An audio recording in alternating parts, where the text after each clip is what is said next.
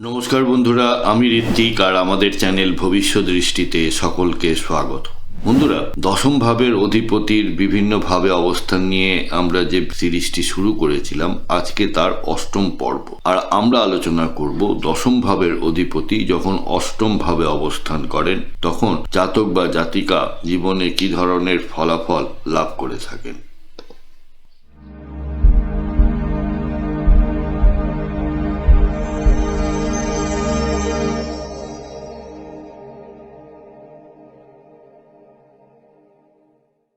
বন্ধুরা, আপনারা যারা আমার চ্যানেলটি অলরেডি সাবস্ক্রাইব করেছেন তাদেরকে জানাই আমার অসংখ্য ধন্যবাদ ও কৃতজ্ঞতা। যারা এখনো সাবস্ক্রাইব করেননি তাদের কাছে আমার বিনীত আবেদন, চ্যানেলটি সাবস্ক্রাইব করুন এবং পাশে থাকুন।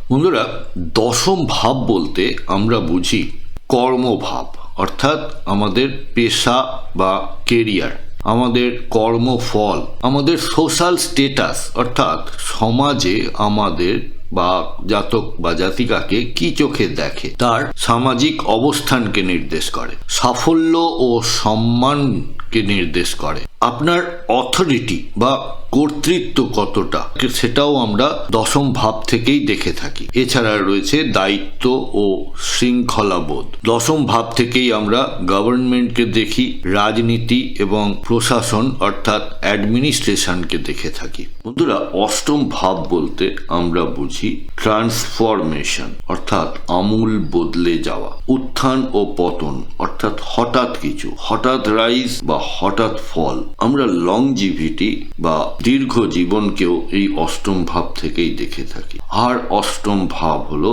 আমাদের যা কিছু গোপন বা সিক্রেট, সেগুলি অষ্টম ভাব থেকে দেখা হয়। এছাড়া রয়েছে অষ্টম ভাবের অর্থ হলো না খেটে যে পয়সা রোজগার হয় সেই পয়সা, অর্থাৎ আপনি উত্তরাধিকার সূত্রে যে পয়সা প্রাপ্ত করেন বা ইন্স্যুরেন্স থেকে যে পয়সা প্রাপ্ত করেন।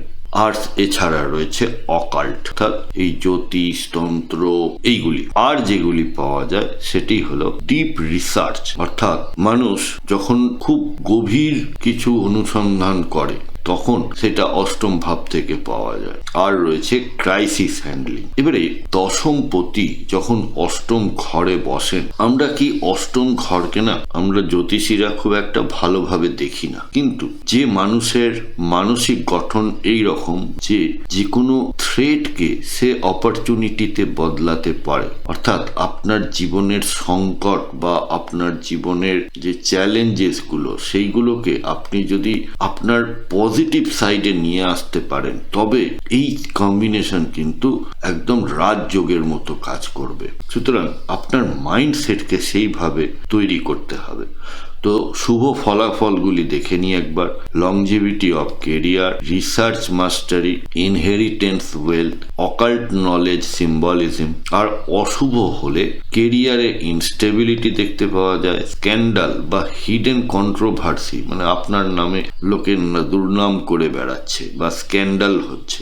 ক্রনিক স্ট্রেস, যে কোনো ক্রনিক ডিজিজ, আমরা সিক্সথ হাউস থেকে রোগকে দেখি, আর সেই রোগ ক্রনিক হয়ে যায় কখন না যখন অষ্টম ঘরের সংযোগ থাকে। তো এই অষ্টম ঘর থেকে আমরা ক্রনিক কোনো স্ট্রেস বা ক্রনিক কোনো রোগকে দেখে থাকি।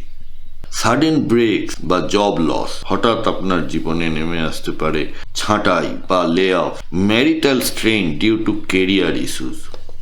এবার পেশাগত দিকগুলি একবার দেখে নেওয়া যাক। এই অবস্থানের জন্য উপযুক্ত পেশা ইন্স্যুরেন্স বা reinsurance, taxation, audit, accounting, research, academic, astrology, occult, তন্ত্র, মিস্টিসিজম, ফরেনসিক্স, ইনভেস্টিগেশন, ডিটেকটিভ। এই যে আমরা ফরেনসিকে যারা কাজ করে, সিবিআই, ইডি, যারা গোয়েন্দা সংস্থায় কাজ করে, তাদের দেখতে পাওয়া যায় এই ধরনের সংযোগ তাদের জন্মপত্রিকাতে। আর রয়েছে surgery, emergency medicine, crisis management role, mining, petroleum, chemical, wealth management, inheritance, legal work, mortuary, funeral related অর্থাৎ মানুষের মৃত্যু হওয়ার পর যে সব জিনিসগুলো রয়েছে সেই সম্পর্কিত, customs, anti corruption, secret intelligence. এবার দেখে নি সামাজিক ও পেশাগত ফল। পাবলিক ভিজিবিলিটি কম কিন্তু গভীর কাজ করে। কিছু মানুষ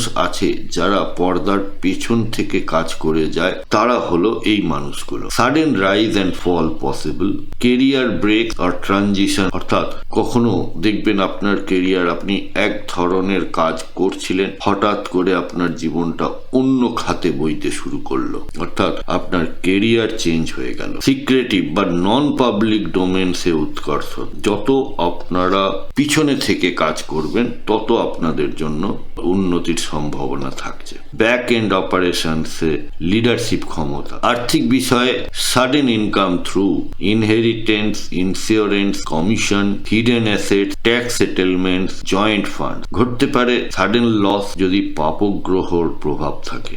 শেয়ার্ড রিসোর্সে গুরুত্বপূর্ণ ভূমিকা নেয়। প্র্যাকটিক্যাল অ্যাডভাইস অ্যান্ড গাইডেন্স, ক্রাইসিসকে অপরচুনিটি হিসেবে নিতে শিখলে সাফল্য লাভ করবেন আপনারা।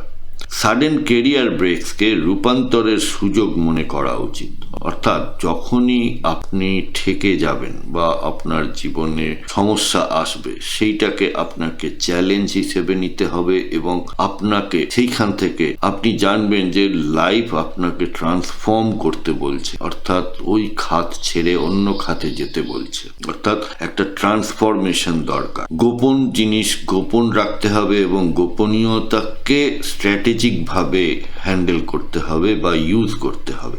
Long term planning beneficial. তাহলে শেষ করার আগে আরেকবার, কর্মজীবন রূপান্তরমুখী, research based, occult link, hidden or crisis driven. Sudden rise, fall plus karmic activation is a key theme. বন্ধুরা, আমাদের এই ডিসকাশনে কোনো পার্টিকুলার চার্ট ধরে বা গ্রহের অবস্থান ধরে কিন্তু কোনো কথা বলা হচ্ছে না। আপনার কোনো হাউসে যদি সমস্যায় থাকে বা জীবনে কোনো ধরনের সমস্যার সম্মুখীন হন, তাহলে আপনারা ভবিষ্যৎ দৃষ্টির সাথে যোগাযোগ করতে পারেন এবং আমাদের কাছ থেকে আপনারা কনসালটেশন নিতে পারেন।